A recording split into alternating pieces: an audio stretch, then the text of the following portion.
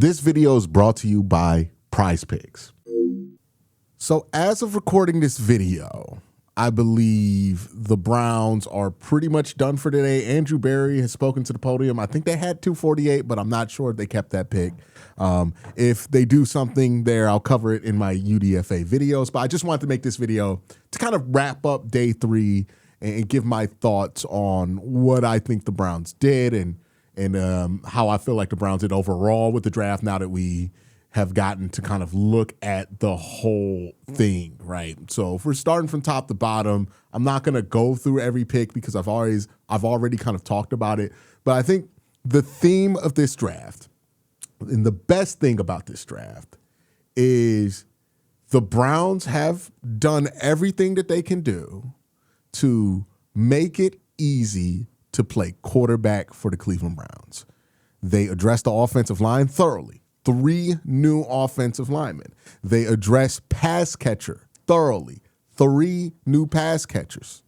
They have gotten rid of any excuse for quarterback play not to be acceptable this year. So regardless of how you feel about this quarterback room, regardless of how you feel about the individuals in it, it is clear that they will be given a chance to be successful. And if they can be successful, then we'll ride with it. If they can't be successful, then we'll look at our options going forward in 2027. So that's the biggest takeaway to me. The Browns have taken care of everything around the quarterback room. You know, Spencer Fano with the premium pick to solve left tackle. You go Casey Concepcion and Denzel Boston back-to-back, 2 premium selections at wide receiver. You know, another thing that I feel like we learned is more confirmation about how Andrew Berry goes about drafting. I made this point years ago during the Joe Woods era, especially once they transitioned into Jim Schwartz, which is the way Andrew Berry drafts isn't that he has strong beliefs about what position should go where. It's more about value and what positions the coaches on that side of the ball are prioritizing.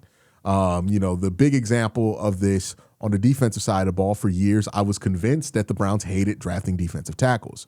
And then they get Jim Schwartz and they invest in defensive tackle immediately. For years, Browns fans were convinced that Andrew Berry hates wide receivers. He's not going to draft them earlier than a certain point.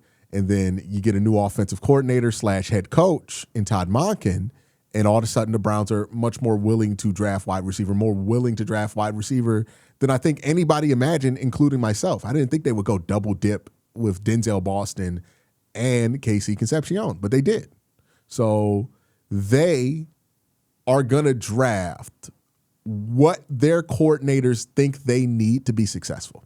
And Andrew's going to do his best to find those groceries, right? And I think Andrew does a good job of that, right? When Jim Schwartz was asking him what he needs to be successful, Jim Schwartz was getting what he needed. He got successful, right? I think the problem with Kevin Stefanski was he had a hard time identifying what his offense needed to be successful. And that led to a lot of bad selections on the offensive side of the ball. Hopefully that turns out to be different with Todd Monken. But if you want my too long, didn't read, that is what it is, right? I love how the Browns supported the quarterback position. I love how the Browns have put themselves in a position to where if it doesn't work out with this room, they can be a good landing spot for a quarterback in 2027. And if it does work out with this room, we can hit the ground running, right? The Browns are looking at a situation like the Seahawks. They're looking at a situation like the Denver Broncos, and they're saying, that can be us, right? And if you want to do the Sam Darnold thing where you have a reclamation project reach its peak, then you have to do what the Seahawks did around Sam Darnold, which is have everything built for him by the time he got there. If you want to do the Bo Nix thing, which is take a prospect that people aren't that high on, but you think can be functional and have a run with that quarterback, you need to do what Denver did around Bo Nix, which is build it around him. The Browns are going after that model, and I think they've made some choices that make it easy for them to be successful in that model. If Shador steps up and he's able to be the Bo Nix style quarterback for this team, awesome. If both these if Deshaun Watson is able to have a Sam Darnold-like resurgence, awesome. If both those quarterbacks flame out and you're not able to have some at least we know. We don't have to guess, and we can jump into 2027 and commit to a different decision there. So that's my biggest takeaway and my favorite takeaway about this draft and why I'm going to give this draft a high grade. We're going to talk more about this draft in just a second, but first I got to thank my sponsor, PrizePicks. Hey, let me talk to you about my sponsor for this year, PrizePicks. It's a fun way to win cash while you're watching your favorite teams. Forget complex betting rules. Their app is designed to be incredibly easy to use. Just pick more or less on a few player stats and lock in your lineup. Speaking of, here are my picks for this upcoming NFL season. They have Myles Garrett at 14 sacks here. I think he will get more than 14 sacks. Joe Burrow at 3,875 passing yards. I think he'll be a 4,000-yard passer. I'm going to go with more. They have Derrick Henry at 1,224 yards. I'm going to go less than that. Check to see if PrizePicks is available in your state. You can follow me on the app at KWEN_C to see all of my lineups. Download the PrizePicks app today. Play $5 and get $50 in lineups when you download the app using the link in the description. We kind of talk about the early picks. I love the Spencer Fano pick, especially now that we got clarity on what was going on with his arm length. It seems like that's not a big problem anymore. It seems like he measured in at a completely normal 33-inch arm length when he met with the Cleveland Browns. So now that that's not a concern, I'm much, much, much more happy about that pick. KC Concepcion, again, the drops are an issue, but if they think they can fix that, then that's going to turn into a good player. And then Denzel Boston. We kind of talked about those picks. Andrew Berry cooked, right? Emmanuel McNeil-Warren in the second round. Cooked. That's awesome. That's great. Love that pick. It's my favorite pick of the draft of any team so far. Is getting Emmanuel McNeil that late. I think he's a first-round prospect. Now, I think the Browns got 4 guys you could legitimately say had first-round grades. When you do that well in the first 2 days of the draft, I could care less what you do in day 3. But let's talk about day 3 because that's the day I haven't been able to give like an in-detailed kind of response on. So let's start with the first pick in day 3. Let's pull that up right here. First pick was it Justin Jefferson? No, it's Parker Brailsford. So the first pick was Parker Brailsford. This kind of completes the build on the offensive line. The Browns have brought in the free agency period and in the draft 6 new offensive linemen, 3 in the draft, 3 in free agency that might factor into the starting roles. Complete overhaul. Andrew Berry is a man of his word. When he said there was going to be a significant turnover, there was in that offensive line. Hopefully this leads to a much better offensive line. But they tore that thing down to the studs, rebuilt the foundation, and built a new building on top of it already. The offensive line rebuild is here, and it's been completed in about 3 months. We'll see if it's successful. But they've done the building, right? They've left nothing for 2027. They got it all figured out now. The same thing can be said with the wide receiving room, right? They took a wrecking ball to that wide receiving room. They added 3 guys, 1 guy in free agency in Calvin Austin, and then 2 guys in the draft. So if we're looking at that wide receiver room, 5 spots are already locked up. Jerry Jeudy's locked up. We have both the draft picks, KC Concepcion and Denzel Boston. Those spots are locked. Isaiah Bond, that's a lock spot there. They view him as a top 75 player last year. And then, you got Calvin Austin, who you signed to a free agent deal. That's probably going to be a lock in there. So that's 5 out the 6 traditional wide receiver spots, which means this room is completely different than last year. Completely overhauled, and we're already 5 deep into our locks, where a couple weeks ago we were looking at like Cedric Tillman as our number 2 wide receiver. He might not make the team now. So complete overhaul there at wide receiver, and complete overhaul at center and offensive line. The Parker Brailsford pick kind of locks that in. The next pick was Justin Jefferson, not the wide receiver, but the linebacker out of Alabama. at 149. My big takeaway from this one is, it's a Jason Tarver project. Some of those work out, some of those don't. If he thinks he sees a guy who's athletic but needs better coaching, let's see what Tarv can do for him. And if that turns into something, awesome. If it doesn't, it's an extra 5th round pick. So, we're not really going to be too upset if that doesn't work out, right? Like the expectations for a 5th round pick, especially in the modern era where, where the 5th round is really like the 7th round because of all the NIL stuff and what that's done to the depth of the team, that's just going to be what it is. All right.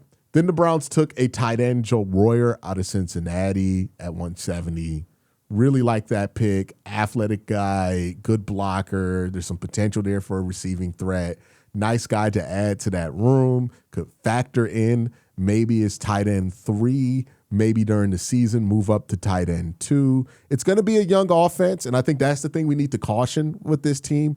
They're going to be a super young offense, which means I expect the first month, maybe even the first 6 weeks of the season to be rough, right? They got a new offense that they're learning, a lot of moving parts, a completely new offensive line. The first 6 weeks might be a little rough. But how are they playing at the end of the season, I think is going to be the most important thing for the Browns. So they get Joe Royer there, another tight end that they could factor in. And then with the last pick that I can cover, because I'm recording this before the 7th round, Taylor Green, 182 in quarterback out of Arkansas. This is somebody that, like, depending on who you talk to, some people are really high on Taylor Green, some people are super low on Taylor Green.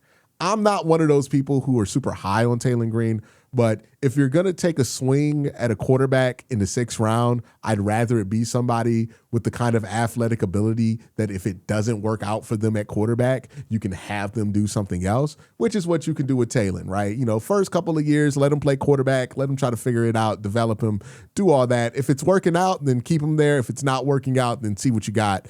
And try to use them in different ways. He also adds a athletic dimension to our quarterback room that we are lacking right now. Like, if you look at that room, we're not the most athletic quarterback room in the world.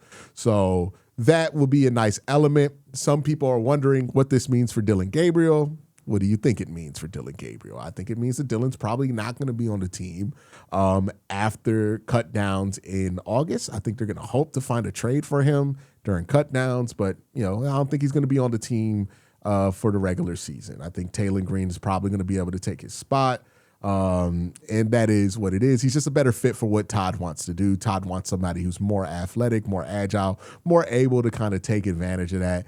This isn't something where it's like going to be a long-term plan or whatever it is. It's just kind of a dart throw. Let's see what we could do. Let's see how development goes and then go from there. Maybe it turns into something you could turn into another asset. Maybe it turns into a starting quarterback. Maybe it turns into nothing, right? My comp for him is like Kellen Mond. He reminds me a lot build-wise, physically, of Kellen Mond, and like he's kind of awkward at quarterback, like Kellen Mond was, like real stiff sometimes. Saw him at the Senior Bowl. I'm not the biggest fan of him, but again, athletic guy, a lot of tools. If you could develop him into something, then maybe something can come about that. But that's the Browns draft so far. We still got UDFAs and 7th round picks to go through. Again, I think this is an excellent draft from Andrew Berry as far as we can grade right now. Obviously, until these guys get on the field, we can't really definitively grade anything. But I feel as good about this draft as I felt about last year's draft. I loved last year's draft at this point. I was on board with what they did there, the philosophy, the thought process of how they went about it. I feel similarly about the draft this year. I wouldn't be surprised if this ended up being a pretty banger of a class because, again, the philosophy makes sense. What they're doing makes sense. How they're working about it, the process. It just feels like good process here. So shout out to Andrew Berry, right? If he knocks this draft out again like he did last year, then he's proven that he's the guy who needs to be here long term and that there's a reason why they didn't keep Kevin but kept him, which I think, his draft kind of justified it last year. So really love this draft. There were a couple picks I disagreed with here that are keeping me from going A+ on it, but I would give it an A. I think it's going to end up being a really solid draft, a B+ to an A. I really like what the Browns did here, how they approached this, how they attacked this, the patience that they showed in the board. Getting Emmanuel McNeil-Warren in the second round as a bonus pick was just chef's kiss right there. If I would have did that in a mock draft leading up to there, y'all would have fried me for that being unrealistic. Like, that's how good of a pool that is. I think it's possible that the Browns could get some foundational players here. They really believe in Spencer Fano. It seems like they're all on board with what the plan is. Like, we're talking a lot about quarterback, and I said a lot about that early in the video. But what has me even more excited about quarterback is what this run game could look like. Like, what is Dylan Sampson going to look like now that this offensive line is athletic? What is Quinshon Judkins going to look like now that this offensive line is athletic? What is Rocket Sanders is going to look like now that this offensive line is athletic? Again, we're a super young team because all three of those guys are second-year players. We're going to be one of the youngest offenses in the NFL, which is why, I'm a little bit hesitant about saying they're going to come out the gate firing. Probably going to be a 6-week roughing in period with that.